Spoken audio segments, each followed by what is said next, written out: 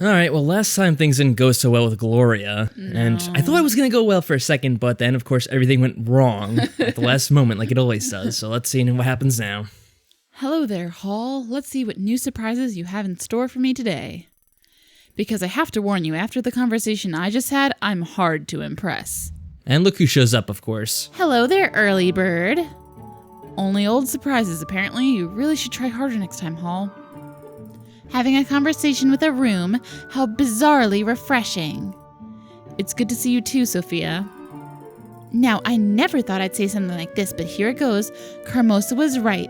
Too much reading does make you crazy. But evidently, it also makes you interesting. At least interesting enough to make my eternally uptight sister sneak into your room when she thought I wasn't looking. I seriously doubt she's that naive.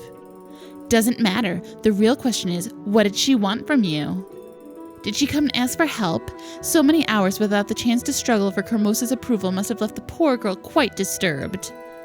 Oh, you know our Gloria, a true stronghold of independence, a font of wisdom.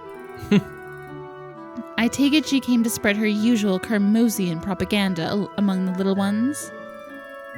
Only to meet with steadfast resistance of the people. We will not be silenced, shouted the crowds. Oh my, it must have been quite the display. Did the guard intervene? Oh, sure they did. If you're asking if there was any violence, then yes, plenty. The streets and squares practically turned red. Oh, how lovely. Was she hurt? Did you slap her? No, I think that would be going a bit too far, don't you think? My dear simple sister, who can really say? Such things tend to be relative, you know. A one-man's hero is a criminal to someone else. It's simply too complex for a girl like me to decide, so when it comes to Gloria, I don't analyze and stick to the golden rule. Violence is always the answer. Oh, of course it is. I see. I think you've just given me a bit too much information there, Sophia. Oh, you're such a child sometimes. In case you didn't notice, we're living in the middle of a dangerous and unforgiving forest. This place is packed with wild, bloodthirsty predators. And whether we choose to see them or not, they exist. What a lovely thought. I will think about it on my trip through the woods today. Except I thought you meant to say the monsters are inside the walls. Oh, you're going out again? I have to eat something first, but yes, I am going out. Why? You want to come with? Oh, I was just wondering, what do you actually do when you go out, considering you have no money or friends to speak of? And noticing how much time those little trips to the town can sometimes take you, I couldn't help but think that, oh, it's silly. I know that I'm going to regret it, but all right, I'll play along. What were you thinking about? Excuse me for being so bold, but do you by any chance go to town to work? To do what? Oh, you know, to make a coin, independently. Are you calling us a whore? You are incredible. Thank you, dear sister. Remember that there's no shame in that line of work, Cinders. Yes, she is. They say it's the oldest trade in the world. I'm going now. It must be hard, I know. Apart from the axe, there's still the matter of bribing the guards, finding clients. Oh, shut up. If there is someone I need to find, it's people I can talk to who aren't, dead inside. Damn. You can always speak to inanimate objects in rooms should you fail to find any living soul interested in what you have to say. Go to hell. I will be praying for you, dearest sister. Oh, that was a waste of time as usual. Alright, back to town.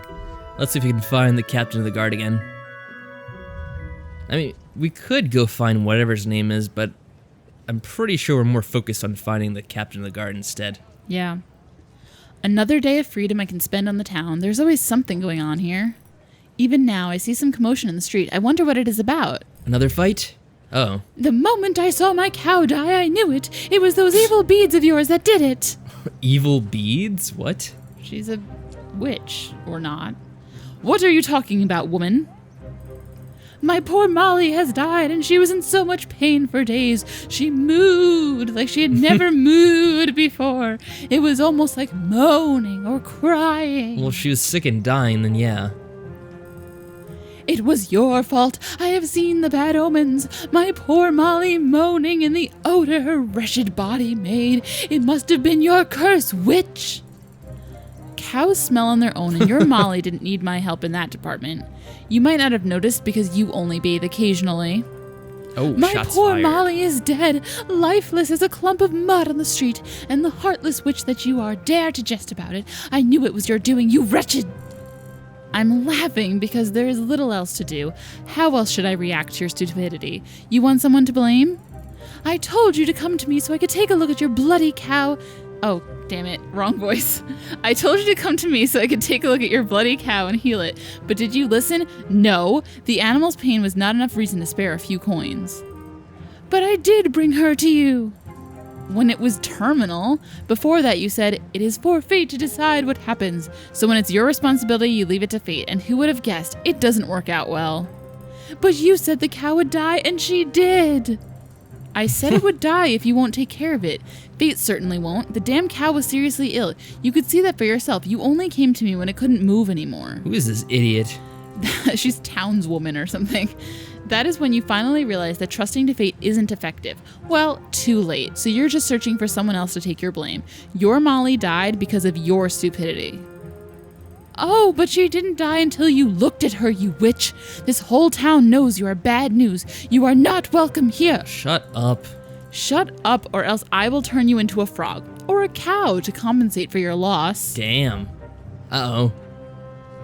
What's going on here? Finally, a male character.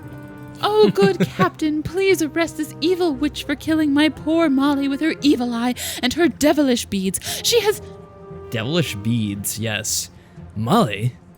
My poor cow. She was so kind and helpful and... Is there any truth to what she accuses you of? I'm not even going to dignify that foolishness with an answer. If this idiot doesn't want to take responsibility for her own actions, fine, but leave me out of this. All right then, my dear lady. I'm going to have to ask you to go home and wait till I sort this out. But... I will make it my responsibility to sort this out. Now please go home and do not pursue this matter on your own. Do you understand? Yes I do. Fine. I do apologize for this woman's behavior, and I hope you have not been bothered by this. You know how the townspeople are when they feel hurt or helpless. Oh, I do know. They blame the wicked witch, sometimes with the help of torches and pitchforks. I hope, however, that you realize that you are welcome here. These are good people. They just get carried away sometimes. However, they have grown to expect you to always be able to bail them out of their problems. For generations they did that, and all of the old noble professions, yours is still needed. How old is she? I don't know. Oh yes, I'm so needed that you had to intervene. How many times has it been now? Them blaming me for their own stupidity. This town sure is a strange way of showing appreciation. It might be the time to move on now. Now surely you don't mean that. Just yesterday this young woman told everyone in the inn how much you have helped her, and... Sure, a grateful lady nobody listens to one day, insults, blame, and pitchforks the next. That seems like a good cue to leave. You have good reasons to be angry. Oh, just give me some time, please. I need to think. Someone in this town should, anyway. Fine. I consider the matter settled, and you'll do as you see fit, like you always do. Until next time, madam. Good day, Cinders. I did not notice you standing there. How? Good day to you too, Captain. May I inquire what is going on? Oh, just another day in the town. As usual. Nothing out of the ordinary. Sure, let's attack the witch as usual. Exactly my point. That is not what I meant. I meant there's no danger. So you do not need to worry, Cinders. Everything will be fine. Don't you have some robbers to kill, or at least vagabonds to hold down by the ear? Or did picking up girls just become a priority for the town's watch? I have been in many battles and I have stood my ground, but when a lady as decisive as Madam Ghede gets her temper up, there is no shame in retreat. So please excuse me, Cinders. I shall bid you ladies farewell. I'll stay in the inn for a while if you feel like talking. Oh, no need to apologize. Farewell, Captain. What happened here exactly? People are strange here, illogical and stupid. They just sit and demand, do nothing and hope. Morons. The time has come for me to change the scenery. What did they do? You saw that. Nothing spectacular, just more of the usual. People come to me for medicine, for advice, for a solution to every stupid problem they have created. They still fear me, though, and every time something goes wrong, they blame me. They used to blame the devil or evil forces. Now the evil forces live next door, ready for those morons to blame. Surely the townsfolk did not mean that. They seem to respect you a lot. There is a very thin line between respect and fear, and it happens in every single town I travel to. However, it takes time for the resentment to build up, so a new town should be more friendly. But you have friends here. Just a second ago, I thought I saw you speaking with the captain on very familiar and mostly friendly terms. Oh, we do have some history together, but do not let me bore you with the details. Oh, go ahead, please. Your curiosity is commendable.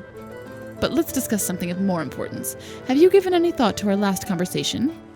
Not yet. I haven't had the time to... Good. That means I don't have to give more advice right now. So take your time, Cinders, and come to me when you have decided. Why, thank you. Just don't wait too long, because I intend to leave this damn town soon, and I will not look back. Thank you. I will take time to consider and decide soon. You do that. Goodbye, child. Goodbye. That woman really got to her. Who would have thought? Tough, cynical Madam Ghede, whose wrath can move mountains, touched by a simple townswoman's remark. I will have to consider that side of her. Vulnerable and so human. But right now I have a whole day of freedom to plan as I will. What shall I do now? Maybe Tobias a visit? I could also spend some time in the tavern, chatting with townspeople, making friends, and hearing all the gossip. This is where the life of the town concentrates. And the captain said he was headed there. Speaking to him proved to be worthwhile so far. Choices, choices. Watch out, Cinders, or you may get used to it. To the tavern or the store? Well, we know who's at the tavern. If you choose to go there. And I think the store is Tobias' store. Well, I would assume as much. Although I do know the lady has a store as well. Oh, that's true. I'm guessing it's a different one. Alright, we'll head to the tavern because it seems he's the one we have the most relationship with so far, so why not? Tobias is not going anywhere, and I'm starving. Sorry, friend, but this girl has her priorities straight. I thought the captain would be here. He said he was heading to the inn. I do have to admit I was hoping to talk to him. Oh no. Oh no. Cheers! The drinks are... I don't have enough dough, so they're not on me, mates. So sorry. But this toast goes to you all. May you live long and Why, hello there. How about me? Am I included in the toast? Not you again. You do get around, don't you? The forest, my own home, and now here. I am beginning to expect to see you wherever I go. Then again, are you following me? Following you? You must be out of your right mind, lass. I certainly don't do nothing wrong. Oh, but I'm so glad to see you. I need to ask you a couple of questions, and here you are, ready and willing to answer to the fullest extent. You are willing to answer, aren't you? Oi, you look quite intent, birdie. And a wee bit on the scary side, too. What questions do you have in mind? 2 days ago, you came to our home to talk with Carmosa. I want to know what it was about. Oh, it was just some gossip I've heard. Nothing of importance, really. Oh, sure. Carmosa is well known to pay for unimportant and trivial information. She's a wee bit queer. Weird, even. She's intent on having loads of information, that one. Supposed to give her advantage or something. And she's generous as a saint with her gold when it comes to it. And you know that how? Because you seem awfully familiar with Carmosa's taste in information. Hey, I don't need to talk to you at all. You do realize that, missy? Just watch me get up and leave all fast and discreet, like the king's favorite wench when the queen... You sure you want to go there, my good fellow? Good evening, Captain. I was just trying to explain to this pretty bird. The truth as usual, I'm sure. Don't disturb yourself then. We're all ears. Of course. I have told this young lady everything, and now I just want to leave peacefully. I've heard your conversation. It did not seem the lady was quite satisfied with your answers. So be a gentleman and reveal what she wants to know, now. Thank you, Captain. It is my duty, Cinders, and a pleasure to help. I know this man is usually up to no good. I'm going to keep my eye on him, and he better not hide any information from you, or else. So what piece of information did you sell to Carmosa? Or would you rather end up in prison? That ain't fair. You can't do that. He can't. And, oh, women are always trouble. Especially young lassies with curiosity up the roof and... hell take me. Friends in the guard. Oh, pitiful me. Stop rambling and answer the lady, please. Fine, love. I will tell you what you want to know. Happy now? But not in front of someone playing for the powers that be. If you want to know what happened, follow me. I don't think that's a good idea. And I don't think that speaking to you both is a good idea. I'm glad we agree. Goodbye. Where do you think you're going? Captain, I'll be fine. I just need to hear what this curious man has to say. Don't worry, he's not stupid enough to hurt me. Is he? I'm sure he isn't. Especially now that he knows that if he causes any harm to you, or even a frown on your face, he will suffer as no one has ever suffered before. Shall we go talk outside? Sure, Birdie. And you do not have to worry, mate. I'll guard her as if she was a treasure. Not the ones I stole and sold, of course, but a different one. One to be guarded, as I would guard my own treasure if I had one. What kind of information do you think he's gonna have? I don't know. Alright, let's stop here and talk. Not exactly a hiding place. Middle of the town, eh, love? Sure could use some more privacy. We're not gonna give them to him. I'm not gonna give you a chance to escape now. And don't try anything stupid. The captain's right on the other side of the street. Remember that. Fine, you little devil. I'll tell you what I know. Just don't yell if I can't remember all the details. I've short memory. Are you a fish? You've heard my question already. What was the message you brought to Carmosa? A dashing young gentleman like yourself should have no trouble recalling the last few days. Blazing hell, lassie. You and your adder's tongue. Aye, I remember. So I was out in the woods resting my head on the ground, enjoying the peace and quiet that only nature can bring. Calm shimmer of the lake, away from the wickedness. Don't digress. Of the city, sleeping like a brat I was. Do you often sleep outdoors? Why were you sleeping by the lake? Now that's a mighty good question, innit, love? Can't say I know the answer, though. I just woke up there. Old and magical place, the pond in the woods. Me auntie used to tell me stories of... Get back to the topic, will you? But I'm on it. I woke up and heard voices. Thought it was just my auntie's stories of the fair folk, you know? Made of light and wisp, prettier than the finest ladies they are. But they were no wisps. And what happened then? I hid. What else? The head's still upon this neck, cause it knows when it's time to jump into the bushes. You know what I mean. Who were those people? Ah, an excellent question, Birdie. Me guts tell me you'll love this. 'Twas the noble Captain Perault, and he was talking to... the prince. The prince was talking with Perault in the woods? It seems a bit strange, doesn't it? What were they talking about? Oh, some posh problems of the rich folk. Too much free time's bad for the head. Our future His Royal Highness kept on whining about wenches of all things. How they're all empty-headed or boring to talk to. The prince was discussing women? That he was. Very unkingly of him, if you ask me, and foolish too. Who cares if the bird's dumb or dull? That's not what I want from me wenches. Yes, wonderful. Now back to the subject, please. What did they speak of?